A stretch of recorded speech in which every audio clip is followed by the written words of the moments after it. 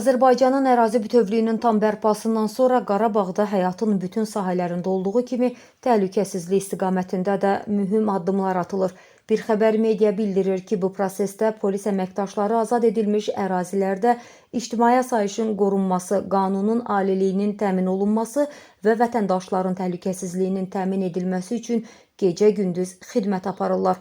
Qarabağda xidmət edən polis əməkdaşları yaşayış məntəqələrində sabitliyin qorunması, yol hərəkətinin təhlükəsizliyinin təmin edilməsi, hüquq pozmaların qarşısının alınması və əraziyə qayıdan sakinlərin rahatlığının təmin olunması istiqamətində mühüm vəzifələri yerinə yetirirlər.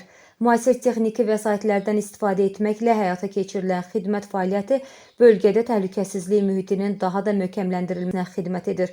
Polis əməkdaşlarının peşəkarlığı və fədakar xidməti Qarabağda bərpa olunan həyatın ayrılmaz hissəsinə çevrilib. Qarabağda təhlükəsizliyin qorunması təkcə hüquq mühafizə orqanlarının deyil, həm də bölgənin inkişafı, sakinlərin rahat yaşayış və dayanıqlı sabitliyin təmin olunması baxımından mühüm əhəmiyyət kəsb edir.